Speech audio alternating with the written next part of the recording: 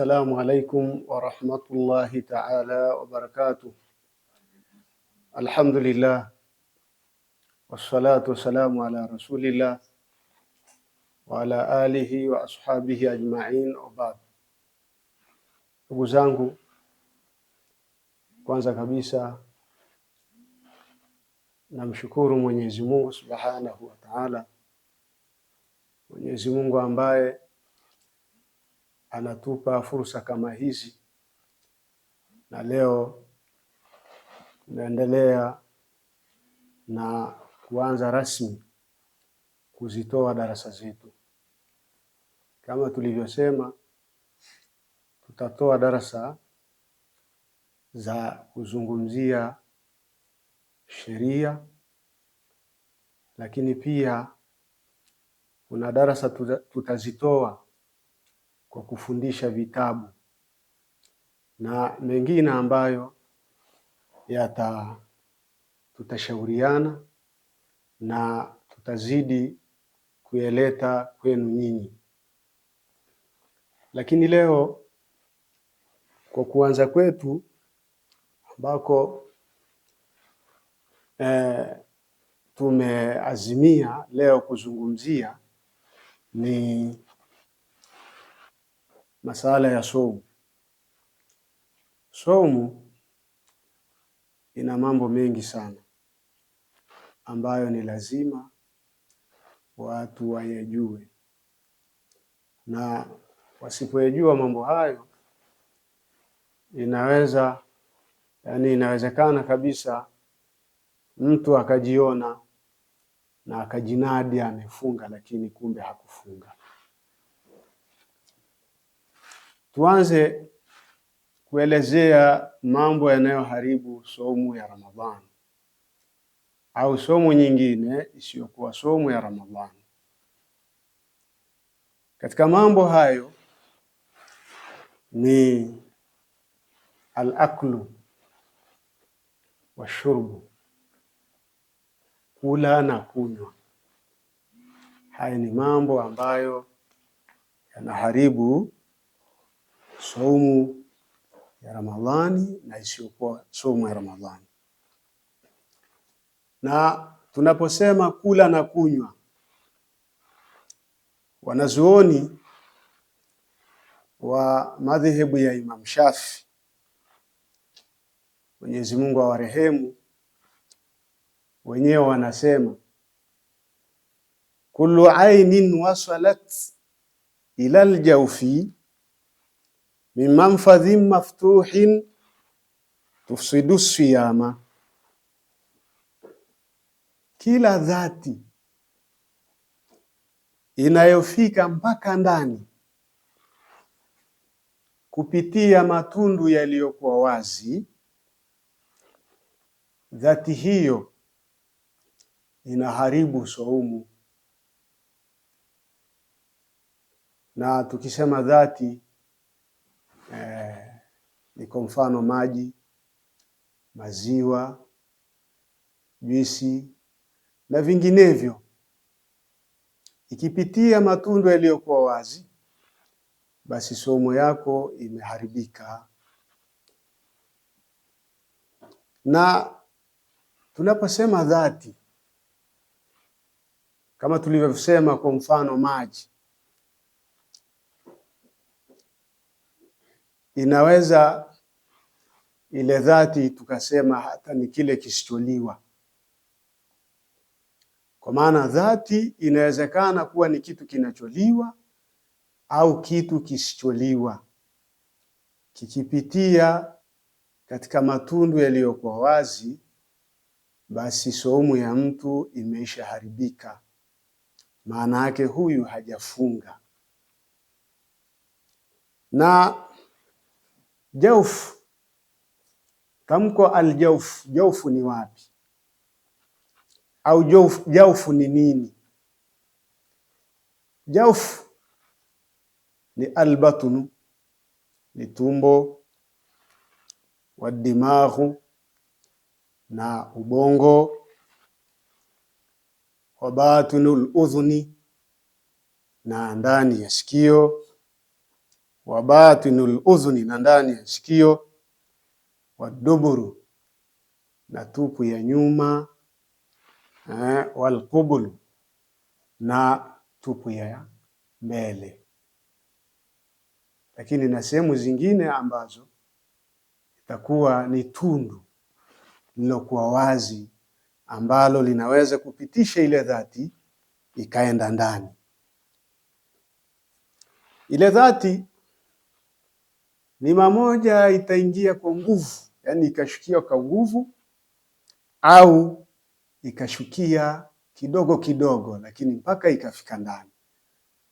Huyu mfungaji huyu atakuwa amefungua,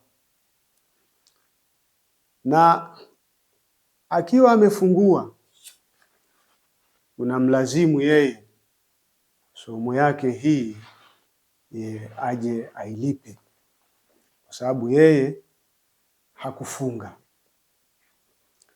Lakini yapo mambo sasa ambayo wanazuoni wameeleza yanapitia katika matundu yaliyokuwa wazi, kwa sababu labda mtu katumia labda ni mgonjwa akatumia dhati akaipitishia katika tundu lilokuwa wazi ikafika ndani. Kwa kutumia huko yeye atakuwa amefungua. Kuna kitu kinaitwa bakhahur rabwi. Bakhahur rabwi. Bakhahur rabwi ni kifaa maalum kinachotumika katika ugonjwa unaoitwa arrabwi. Arrabwi ni ugonjwa unaomshtukiza mtu, yaani ana kilema cha ugonjwa huo. Ugonjwa unaosababisha zile sehemu za kupumulia zinakuwa finyu, yaani hazina nafasi. Inafikia sehemu zile za hewa za kwenye mapafu zinakuwa ni finyu sana, kiasi ambacho hawezi kupumua vizuri.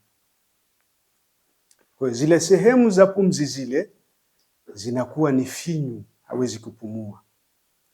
Kwa hiyo akitumia bakhakh,